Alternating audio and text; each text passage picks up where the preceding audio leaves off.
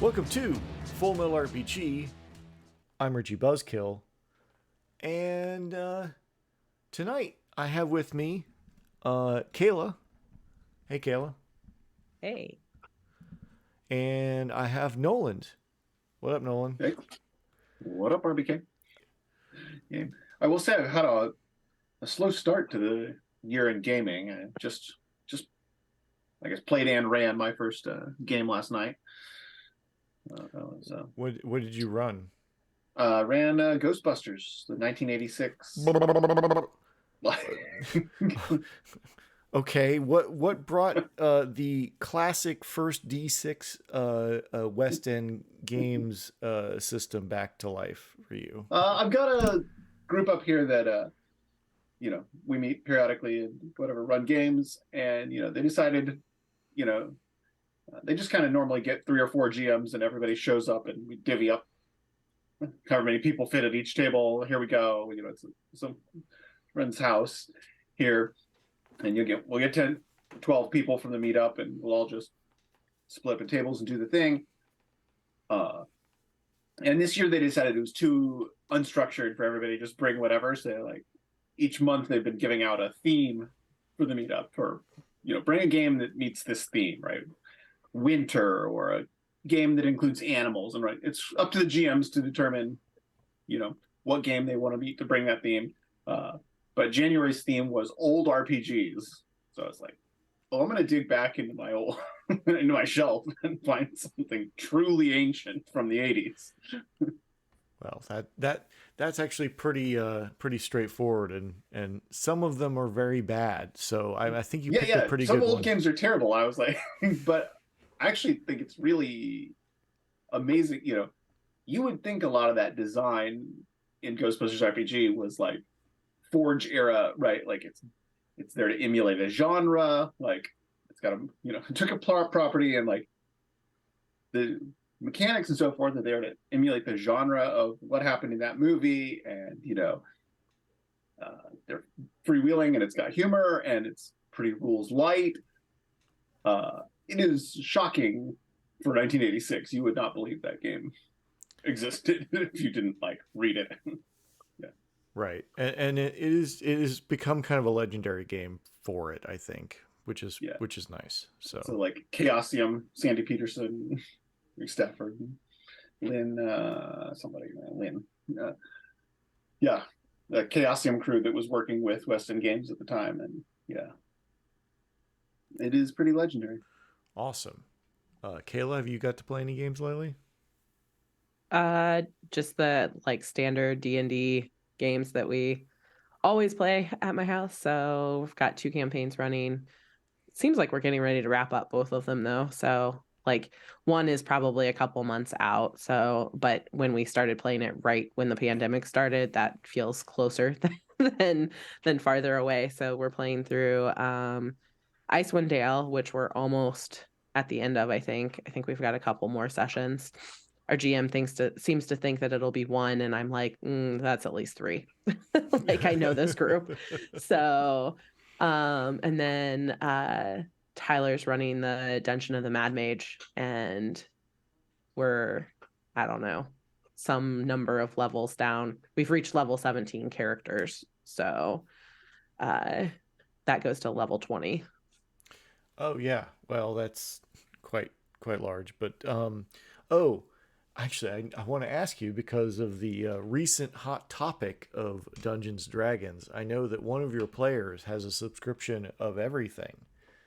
Have they rebelled against the overlords, as a lot of people have? I believe so. Wow. I found that interestingly enough, for my work stuff, I have it as well. And I've actually been using it to try and get the kiddos prepped up for our upcoming spring semester. And D&D Beyond has been having some glitch outs. I don't know if it's like because people are still getting on there and canceling a whole bunch, but like the number of times I've gotten, oops, we rolled a 1, has gone up substantially since the last couple of days. So Interesting. I went on there and I have one Friday D&D game where I was using it for convenience sake and just to know what it was like, and I just downloaded my character in PDF form, and hey, it's a form fillable PDF, so I can just type shit in there and no one's the wiser. So that was at least nice of them, and I'm sure was done before they were part of WotC.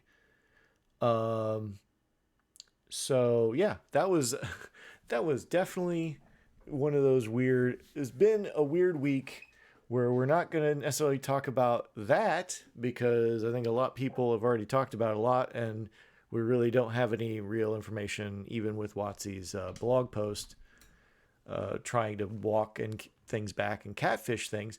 So we were looking for a new topic.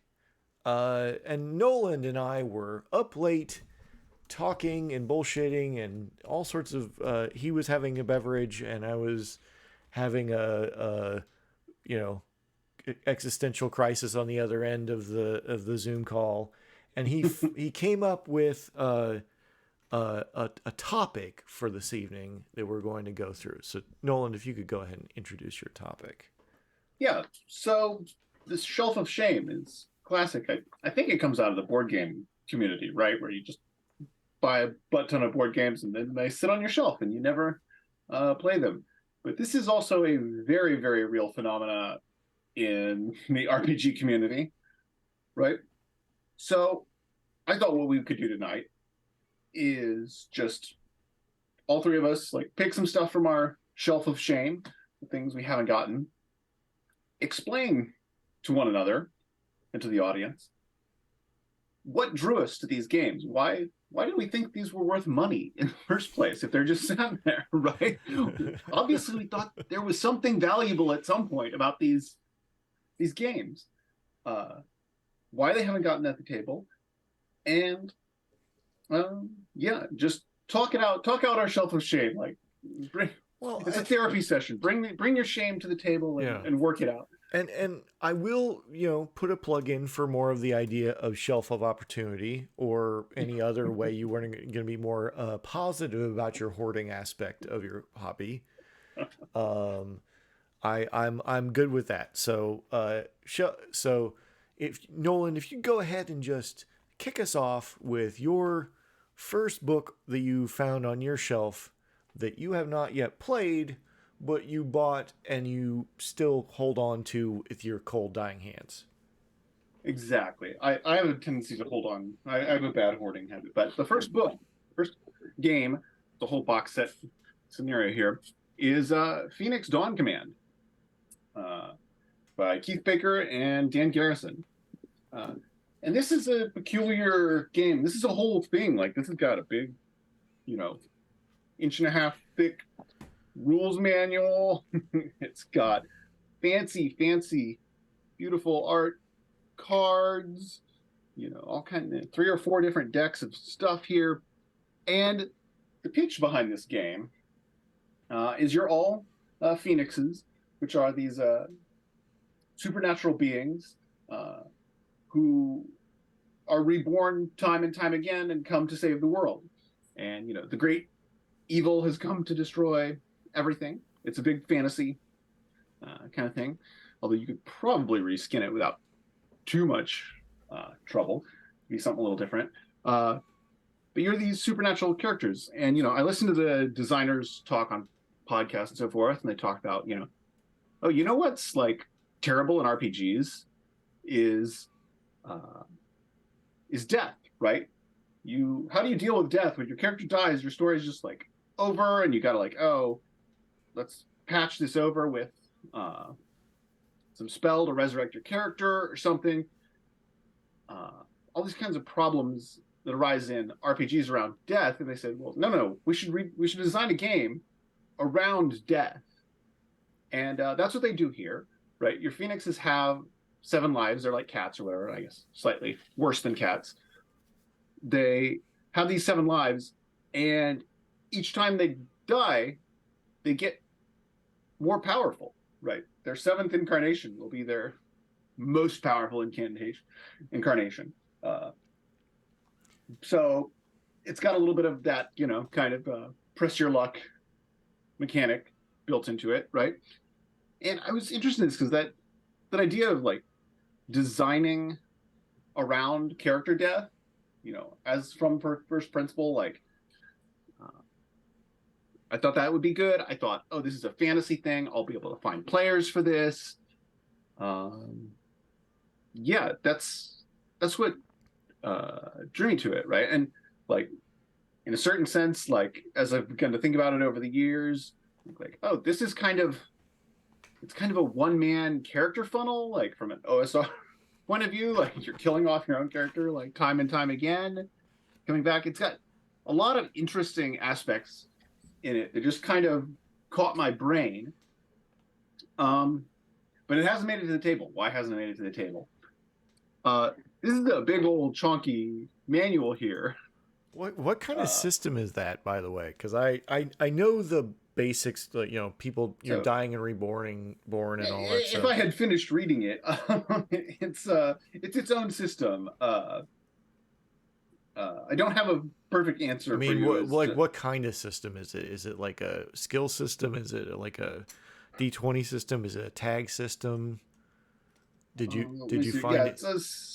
It's got skills. It's got kinds of stuff. Let me find a character sheet here. Well, I think it's legend. At least what I remember hearing about it is it's a beautifully produced game, but there's just so much of it that you have to get through to play it. It is a bit difficult. And I've even started reading this a number of times, but like I haven't made it through the the setting stuff to get real system. I see. Mastery of it yet, obviously, which is one of the reasons it hasn't made it to the table yet. Right. And it's also, there's been a pandemic. How am I going to get a card game, Yeah. like this to the table? It's fair enough. Yeah. I should have a better answer for you on the system, but yeah, no, it is just, well, I mean, a lot of games, it's pretty easy to be like, hey, this is and I'm going to just introduce my first book, which is Hack the Planet, Forged in the Dark. It's got a giant banner on the back that tells you what kind of game it is. Forged in the Dark, cyberpunk game. I kickstarted this, and I, as longtime listeners, will note that I am a stand for cyberpunk, and I think Forged in the Dark is kind of a perfect system for this idea of, to me, there's like 2 kinds of cyberpunk. There's like the mercenary punk and like the street punk.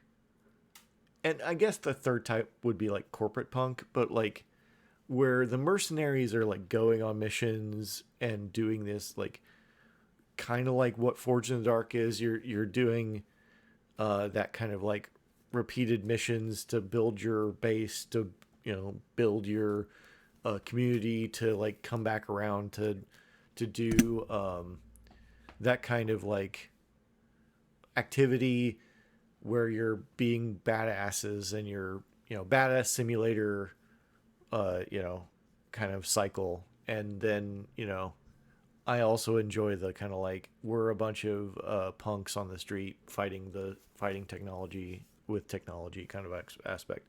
So this, I think, definitely falls into the mercenary punk side of things, where because and I've backed a few of this Senjoko games, and they kind of definitely lean more towards the more is more school of cyberpunk. So I haven't gotten into the table because it came out in the physical copy showed up in late 2019, and then the world went to shit. I mean, it was shit beforehand, but it keeps going and anyways. So that's why I haven't played it yet. That and the fact that it's a pretty hefty book. and having time to get through that is a bit dear, as they say. So, anyways, So any questions? So when are you gonna run it? Well, we'll. Here's an idea that I'm was part. sensing that this may be on Kayla's shelf also. Yeah, well, is I believe Kayla, you have it as well. I believe. It may be on Kayla's shelf also. Well, I'm going to leave that to the audience. If the audience would like us to see us play any of these games, we're going to have a poll on our Discord under this episode, and whatever, we will abide by the results of the poll. So, please, Wisdom of the crowd. please come on the Discord if you're not on the Discord already, or if you're there, vote in the poll for which of these you would like to see us dive into and play the most interesting. So, Force us to have fun. Kayla, what attracted you to Hack the Planet?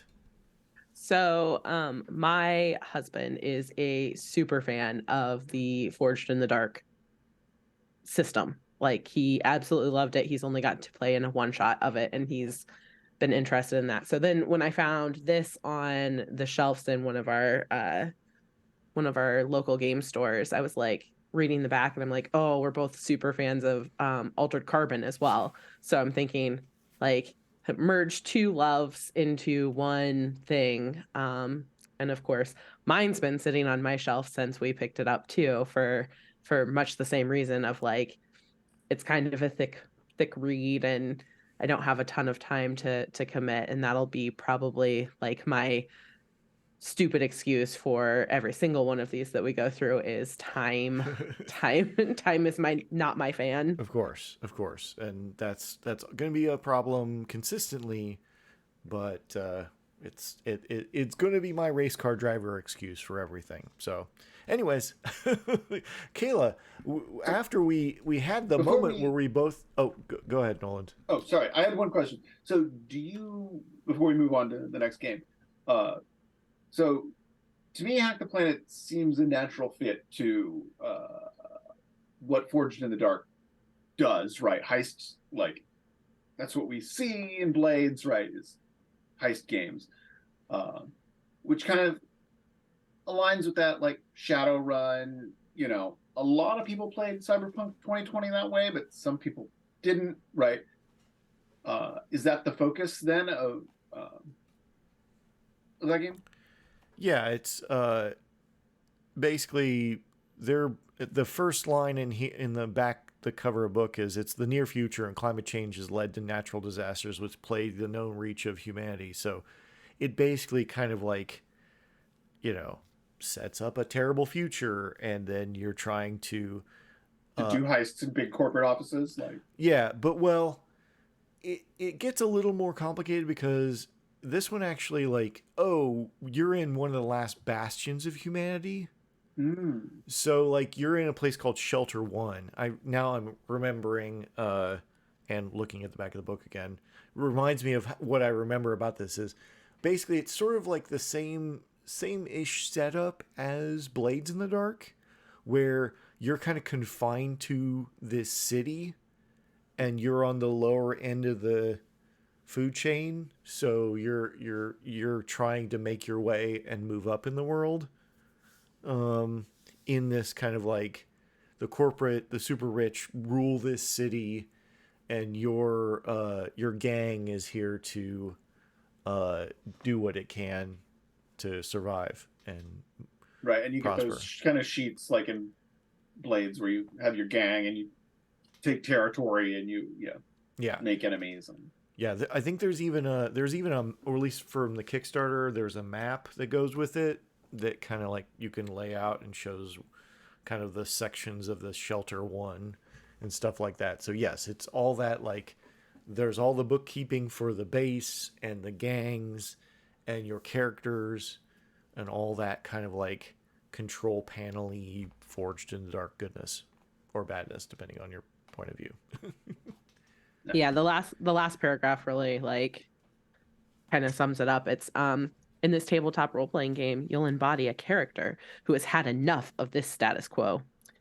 Rather than labor in service to the corporations, you choose a life apart from the corporate law, becoming a glitch in the system. Yeah, basically it's the idea like from Shadowrun where everybody's got a chip and you've taken your chip out or you've malfunctioned your chip so it doesn't work as well or whatever. So yeah, it sounds like, and I clearly have at least 2 players, so and I'm fairly certain I can convince a few more. So that would be a pretty easy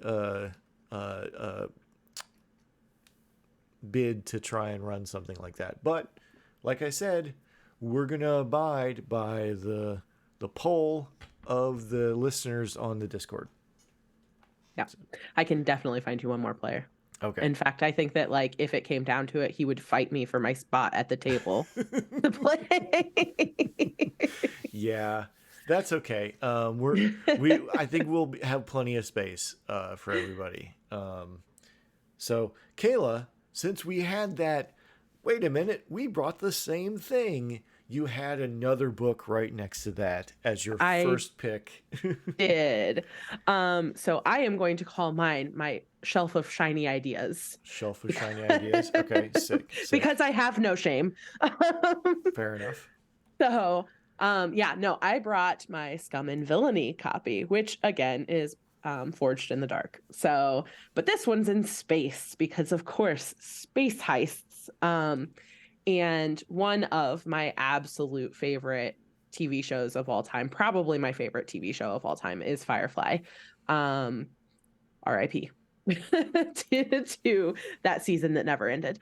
But because I like it so much, I thought it would be really fun to kind of like bake the Firefly universe or that Firefly idea into this Scum and Villainy. And I knew I could get some buy-in with the love and adoration in this household for the Forged in the Dark system. I was like, we can definitely get players to this. And there is a Firefly board game that I absolutely adore. I think it does an amazing job of like creating the feeling of being in that universe. And it is a beast to set up. And so I am only permitted to play that game once a year for my birthday. Ooh.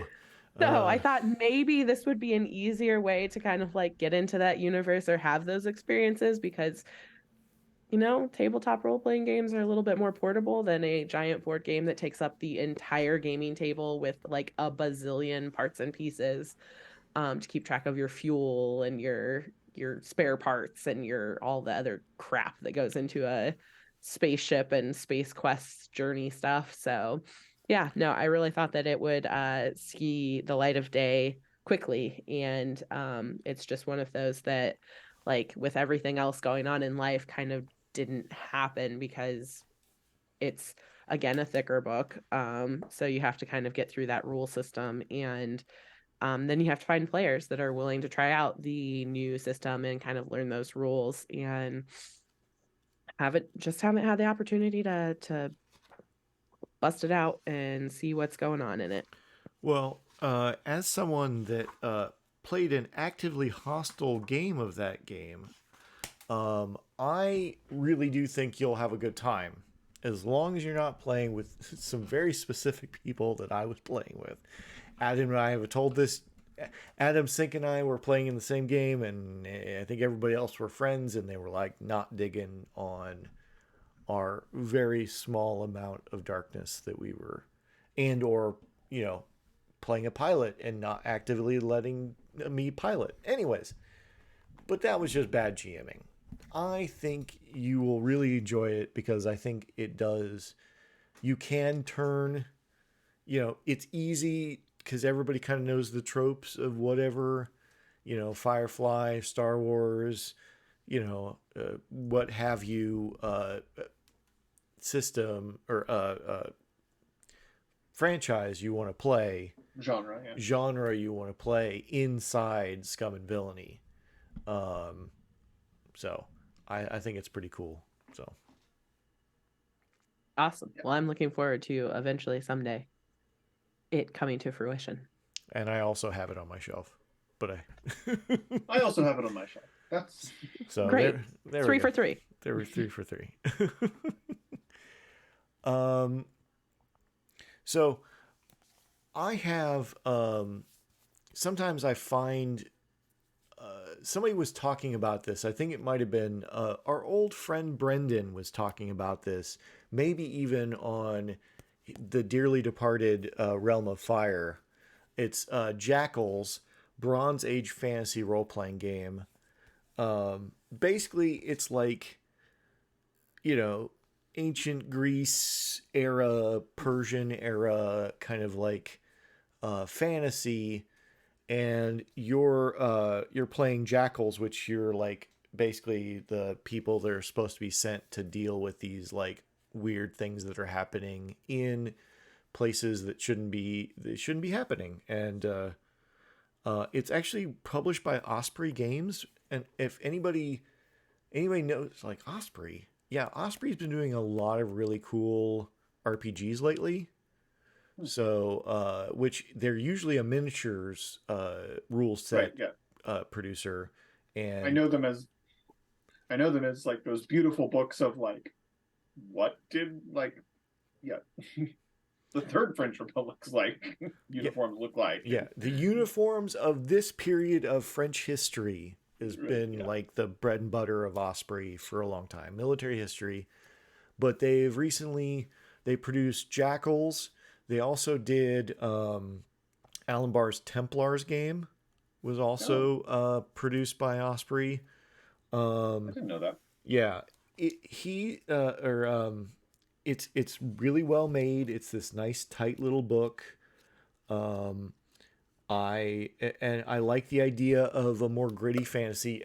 I'm not the biggest fantasy fan, but I want fantasy that gives me some difficulty in doing things, just to just enough to make me feel like I've actually accomplished something instead of just kind of like baby stay out my way through things. I'm not looking for like, you know, like super hard, we're competing here to see if you can be more clever than the GM because the GM can always throw rocks at you and they win. So, but I think it's really cool. I just don't necessarily have a group that can that would be super interested in the idea. I think I could convince people in our group to play because I can, we Yeah, will. you're more likely to just. I'm the history nerd. Like you're, Right.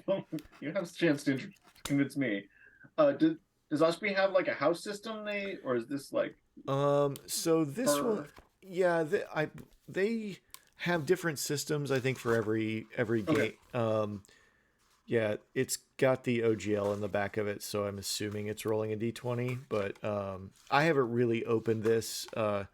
Here's the heart of every game. If you want to know about the yeah, game, open to the character sheet. I'm looking at the character sheet. It does have some interesting stats, wounds, a few skills.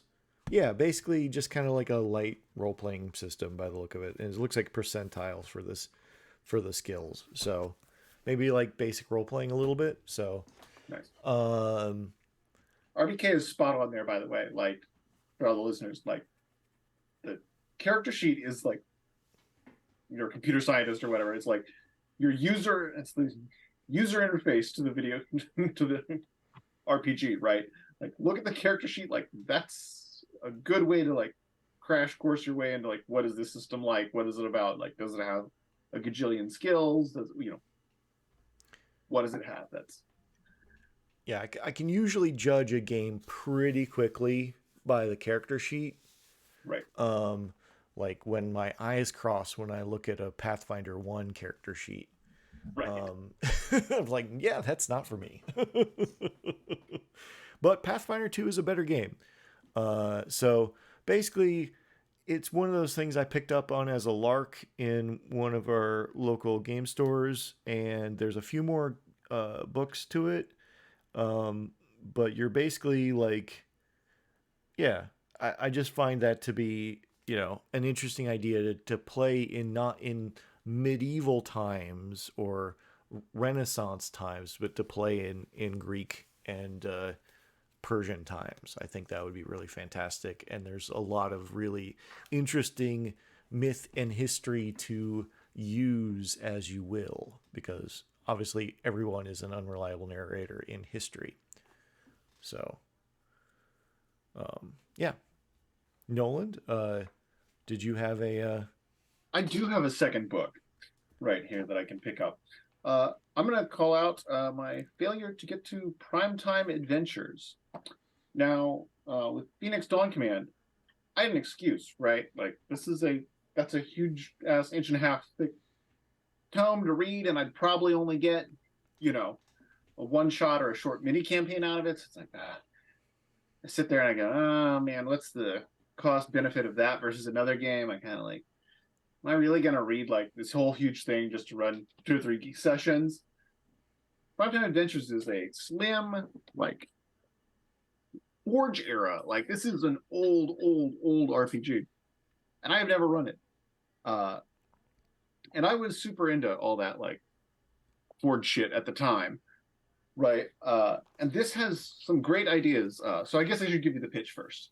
The pitch is,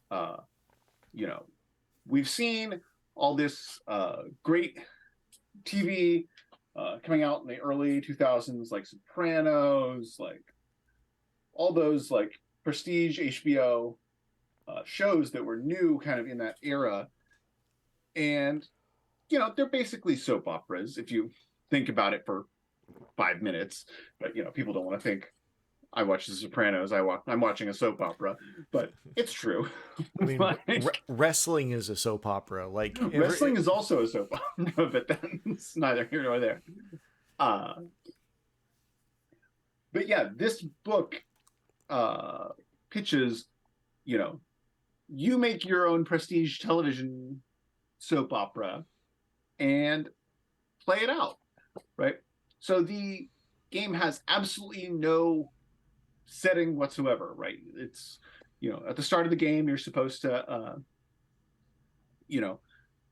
work with the other players to kind of hash out what kind of genre and what kind of things you want to do. And it can literally simulate Game of Thrones or, some sci-fi thing or whatever. But the rules kind of treat it as, okay, you, the players, are like the actors and the directors and so forth of this soap opera, this prestige television piece.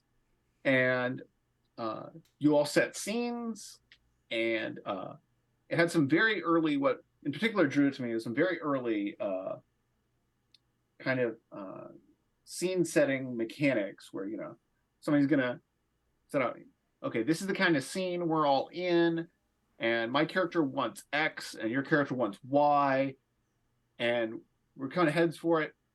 And then you would agree on a conflict, right? Like, oh, we go whatever, and we dice it out or whatever.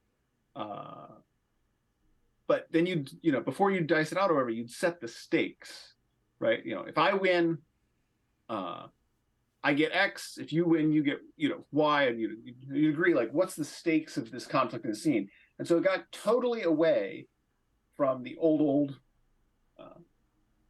notion of like, oh, we need to grind down hit points or like simulate physics in any kind of way. Like, we ask, what's at stake in the scene, and can I get what I want based on what's at stake in the scene? Like, these, kind of things were super interesting to me way back when, and it was kind of a new era of role playing. But unlike some other things like Dogs in the Vineyard or other things that ever, I think this is too abstract, right? It sounds like the I'm assuming this came out before Drama System did. Oh yeah. This predates the Hillfolk and Drama System. Yeah. This predates that. Yeah. So this sounds like maybe a more loosey goosey or less less worked out version of drama system, like because that would be a fair analysis, probably.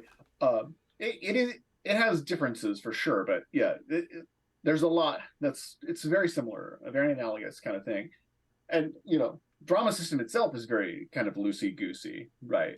Yes. At the end of the session, everything's kept in this kind of very tongue in cheek, like everything the players do is like is around like setting up a show, right? So the experience points you all pass to each other is fan mail, and like this kind of thing. But yes, it's very similar.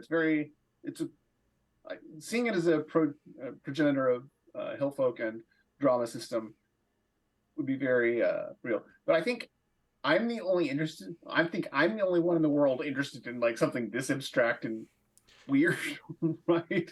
Well, it doesn't have much. That's not. It doesn't have much grip for other people to get into, right? Well, I swear. And we'd have to sit and decide even what genre we're playing. Like it's like there's not much there. Right. Which is why I think it hasn't gotten to the table. I could have sworn that I have this on my shelf. I either was gonna buy it, or I didn't buy it, or it is on my shelf and I don't know where it's at right now. But I did see this at somebody's booth at a convention, and I think I bought it, but it is deep in Buzzkill's bookshelf. Any Press Revolution probably sold this for ages. Yeah. Right. It's deep in the bookshelf of Buzzkill's bookshelf behind me, and I have yet to I'll see if I can unearth it. But look, I'm interested in that sort of role playing because I think it, like a lot of the stuff that came out of that same era, like Fiasco and some other stuff, I think it has this like essence of trying to tell stories in a different way and searching and trying to see if you can make this thing work. Like it's not necessarily, especially like that doesn't sound as polished as some of the other things that came out from that same that were the big pillars of what we think of as the indie revolution over the last 20 years. Right. But it does sound like something that you if you have the right group you can have a lot of fun with. It's almost like it's almost like the no but game. Like everything else is yes and, but that's no, you can't have that, but we can talk about it. Right, exactly. Yeah. And this says first printing 2005, so yeah, that's that whole kind of early 2000s Forge era. And I'm sure I'm known as the indie RPG guy, like gets into this kind of thing, but the Forge definitely had its problems, but those guys were trying to tell stories and do RPGs in a radically different way, which I think was valuable in the era. Like after the 90s, like that was needed. Like, well, I think there was a lot of cool stuff, detritus from the 80s and 90s that they kind of reconstituted into something interesting as well. There's like stuff from like Ghostbusters, and there's a lot of different like little. There were predecessors, yeah, exactly like Ghostbusters. Like there were definitely predecessors that they could have looked to, yeah, and like they didn't come out of nowhere. That's definitely true. There's definitely an 80s and even 70s history of, hell, Pendragon has a lot of cool indie RPG stuff, right? Yeah. Well, very good. Kayla, did you have a second one you wanted to talk about? Yes. And it is Kids on Brooms. So I really, really love the system of Kids on Bikes, and I've run about 1 million Junior Brave Survival Guide to the Apocalypse, which is the same system. Adore it. But the reason that Kids on Brooms has not been run in my house yet is because I refuse to run it. I want to play in it. So I know like the system, I could probably run it fairly easily, but I have this obsessed idea of basically with Kids on Brooms, I really like Harry Potter. I think both of you know that. In fact, those of you watching, I have an Harry Potter shirt of sorts on today. I'm taking it back because it's got the magical unicorn in the center. The only thing that could make this t-shirt better is if this magical unicorn in the center was wearing a like trans pride scarf. I think that would Well, be it's a rainbow. chef's kiss. It's a rainbow It scarf. is. It's a rainbow scarf, but it would be even better if it was a trans pride scarf. Fair enough. Fair enough. I'm gonna have to write Tea Turtle and be like, can you please make this change? Yeah, there you go. But anyways, I really like the idea of getting to play as a like kid in this magical academy. And the premise is that like magical academies can be anywhere. So it doesn't have to be the Hogwarts. It could be like some school out in the middle of nowhere. It could be some school in like an urban setting. You as the players get to kind of create this world together with the GM. And Kayla is obsessed with the idea of this school being out in the middle of like a cornfield in Oklahoma where like there is clearly some conservative folks standing outside with their signs protesting the existence of magic and the existence of this school.